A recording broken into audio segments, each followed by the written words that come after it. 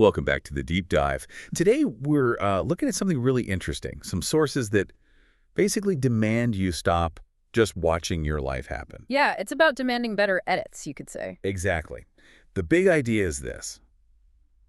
Our lives work, and we interpret them almost exactly like a movie. A major motion picture, even. And if you don't like the plot, well, you're holding the pen. That's it. And our mission today, really, is to unpack how this whole movie metaphor lets you grab the controls of your own story. Your personal narrative. Right. And we're not just talking fluffy stuff like manifesting good vibes. This goes deeper. We're looking at the real work of healing the inner child. Okay. Which means transforming those, deep past pains, the moments that really felt like tragedy, into these powerful stories of growth, non-negotiable growth. And the sources, they're pretty specific about the roles we play in this movie, aren't they? Oh, yeah. Very specific. It's not just being the star or the lead actor doing a great job. No, not at all. We're also the writer and the director and the producer all at once. You set the budget, you cast the roles, you decide what stays in, what gets cut. And crucially, you decide what it all means. Every single scene.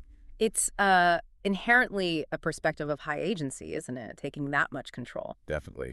And, well, where it gets really deep and maybe a bit difficult is looking at how we frame the biggest challenges we face. Right.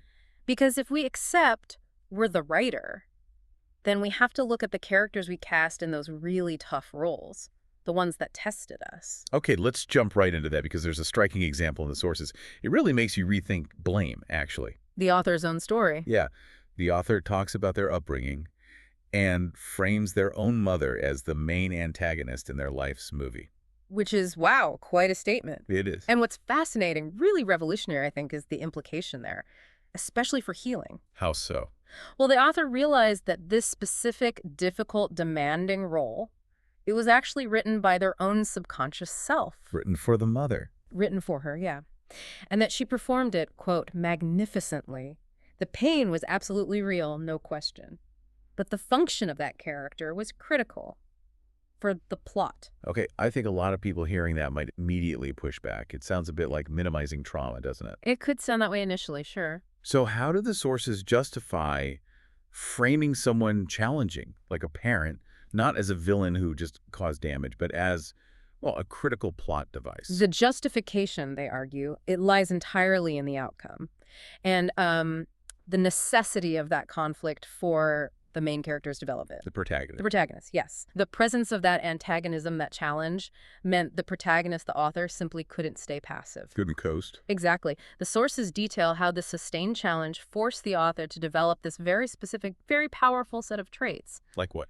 Becoming strong, capable, really driven, determined, deeply sincere, too, and fiercely loyal and supportive to their co-stars, the ensemble cast of their adult life. Okay, so the struggle itself wasn't the point. It was the strength needed to overcome the struggle. That was the point. You got it. The antagonist wasn't there just to destroy the hero. They were there to force the hero into being, to forge them. Wow. So if we connect that to the bigger picture, it suggests looking at those pivotal, difficult people in our lives differently. Not just as sources of pain or betrayal. Right. Not solely as that, but also as necessary forces. They were the friction. The engine of the plot, really, demanding that the protagonist evolve, adapt, build resilience, where maybe there wasn't much before. It changes the whole question. Fundamentally, it shifts from, why did this awful thing happen to me, to, okay, what was this experience trying to build in me? That reframing is huge. Monumental. But, okay, it leads right to the next step, because the wounds are still there. Right. The pain happened. Of course, it did. So once we kind of understand the role the antagonist played back then, what about the main character, the person who went through it? How do we actually use this insight for healing? For healing the inner child? Right, that's the vital link. So using this movie metaphor, we can think of the inner child as the original scriptwriter. Okay, the original scriptwriter. Yeah. I like that. Yeah. This was the younger, wounded version of you. Oh. The character who wrote the first draft of your life script when they didn't have the context or the words or the power. They wrote from a place of hurt, survival. Purely hurt and survival. So healing the inner child in this frame means taking that original, maybe quite traumatic script and doing a compassionate, full-scale rewrite as the adult director. So it's not about pretending it didn't happen. Absolutely not. It might work alongside therapy, certainly, but the sources frame it as giving that past wounded character the narrative control they lacked then, but viewing it all through the wisdom you have now as the director. How does that actually work? What does that process look like? Well, the healing involves revisiting those key moments, those formative scenes, but with compassion. It's like a two-step thing. First, you absolutely validate the original hurt. You look back at that young protagonist and say, yes, that betrayal happened. That pain was real. It was valid. You honor that. No minimizing. No minimizing the experience.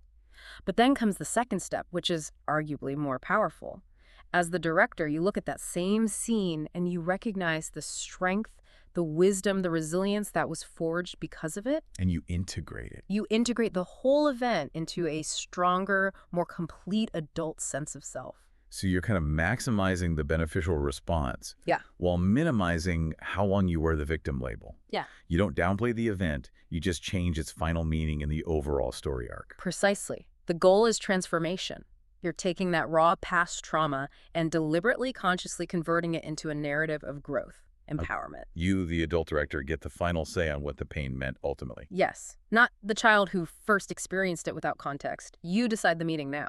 Okay, this leads us to something really key, I think. Agency. We've established we're the creators, the directors, but how do we stop acting like victims in our day-to-day lives, in the current scenes? How do we actually shift the narrative from, passive suffering to active heroism? That's the core challenge, isn't it?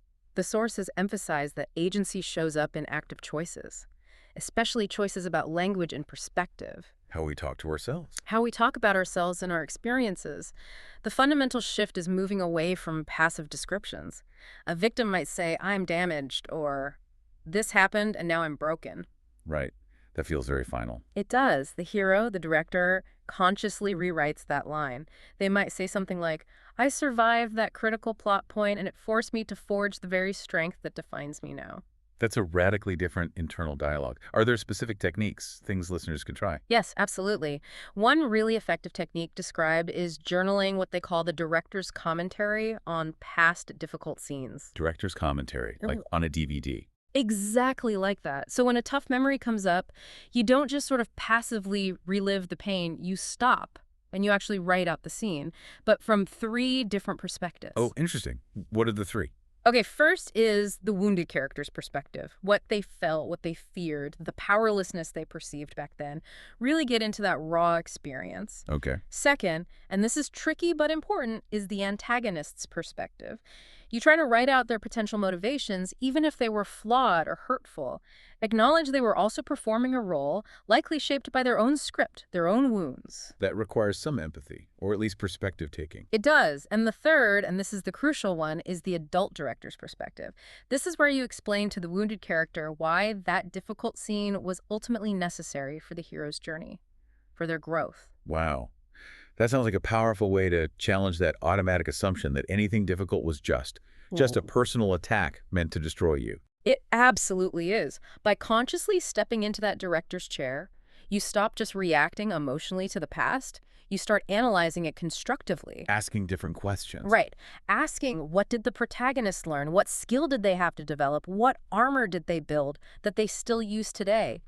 That analysis pulls the experience out of just pure emotion. And integrates it. Integrates it into your wisdom. It transforms the memory. It stops being just a scar of victimhood and becomes more like a badge of survival, a testament to your strength. I need to raise a point of caution here, though. Yeah. Because this sounds almost maybe dangerously positive. How do we make sure this narrative control thing doesn't slide into toxic positivity? That's a really, really important point. Where we just slap a positive label on real trauma and call it a necessary plot device, ignoring the actual harm. Yeah, and the sources are actually quite clear on this distinction. This whole process is not about minimizing or excusing harmful behavior, ever. It's about maximizing your response to it, your internal response, your narrative response. True agency, they argue, means holding 2 truths at the same time. Which are? 1, the harm was real, it was unjustified, it hurt. And two, you possess the power now to integrate that experience into a story that is meaningful and empowering, Fennel. So the balance. It's a crucial balance. If you excuse the harm, you actually give away your power, your agency. But if you refuse to find any meaning or growth from it, you risk staying chained to that victim narrative forever. The goal is integration, not dismissal. Okay, so the original script might have dictated helplessness. Yeah. But the rewrite dictates chosen meaning, chosen growth. Beautifully put, yes. And the ultimate expression of this, going back to the author's example with their mother, that sign-off, thank you, Mom, always, that lands differently now. It really does, doesn't it? It summarizes that whole transformation. It's not thank you for the pain. It's understood as thank you for playing that essential, incredibly difficult role that forced me, the protagonist, to become the hero I needed to be. It's the director giving a final nod to a really demanding performance. It's the ultimate act of taking narrative control. Yeah, the final cut, indeed. Okay, let's broaden out a bit. Moving beyond this really intense personal healing, what about the ripple effects? When we take control of our own movie, how does that change things with the people around us? That's where it gets really expansive. As we heal our own story, rewrite our own script, we naturally start extending that same framework to others. How so?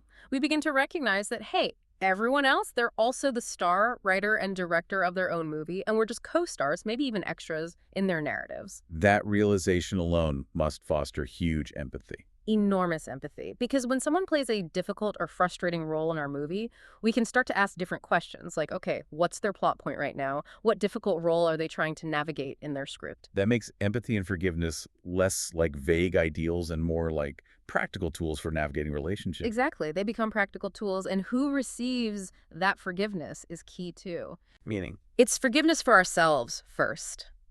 For maybe how we reacted in the past or for the years we carried the pain unnecessarily.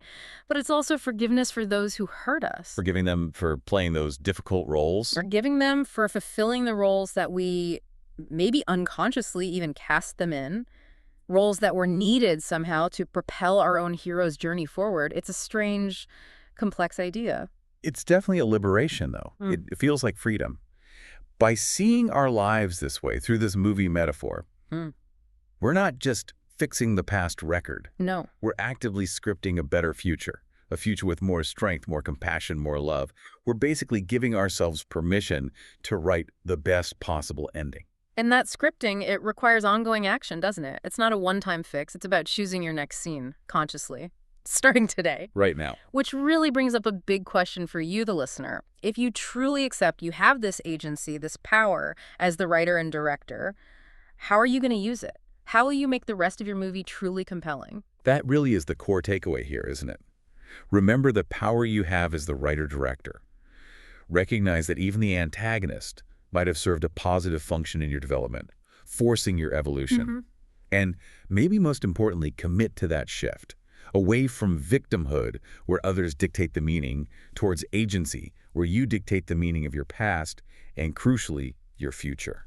And that leads us right into our final thought for you to consider. If you are truly the writer and director of your life's movie, what single, maybe small scene, or even just one line of dialogue in your current script? Something you tell yourself. Yeah, maybe a phrase you use about yourself or a limiting belief you hold on to. What one small thing are you choosing to edit starting today? So what does this all mean for you? Go review your dailies, rewrite that script, and go be the hero of your movie. We'll see you next time for another deep dive.